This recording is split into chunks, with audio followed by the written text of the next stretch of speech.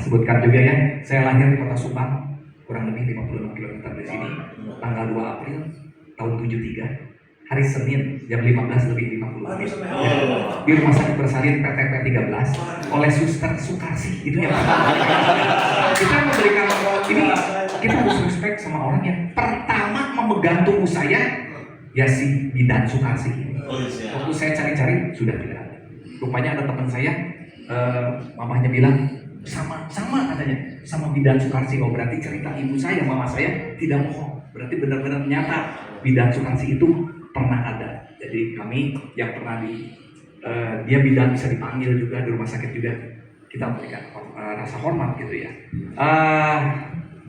Hidup bertumbuh dengan mama saya single karena dalam arti umur 4 papa sudah tidak ada. Mama saya itu penjahit dari usia 16 sebelum menikah dia jahit ya.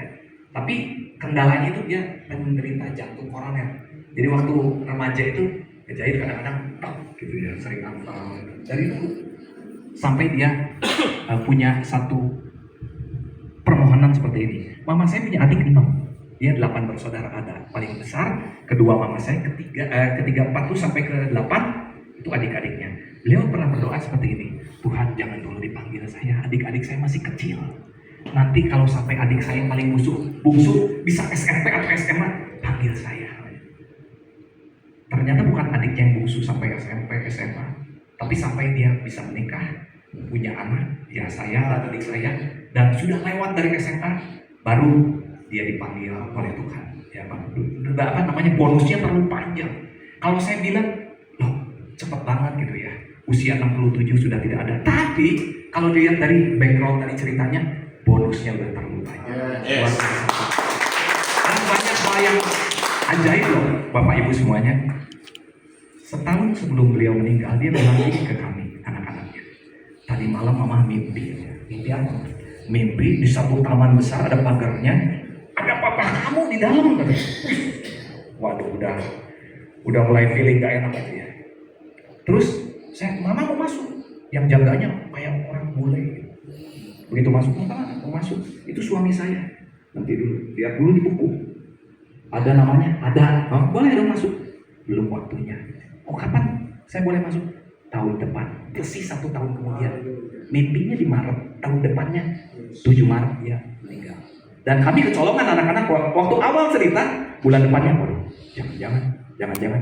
Menjelang Maret tahun depannya kecolongan kita. Tahu-tahu dia tanpa ada sakit lebih banyak lagi, maksudnya tidak ada terganggu lebih panjang.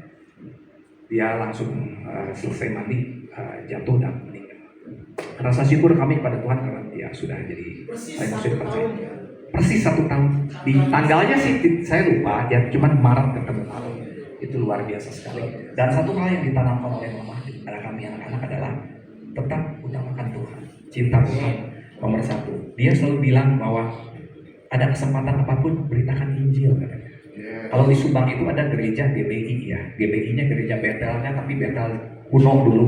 Itu mama saya dan 2 orang teman-temannya itu dulu bisa ngedarin sumbangan buat pembangunan gereja. Sampai dikejar anjing naik ke pohon, ada yang masuk ke tong, ada yang lari kemana. Dikejar mau sumbangan ke ini orang-orang, maksudnya tuan tanah di PTP gitu ya, orang-orang Belanda gitu ya.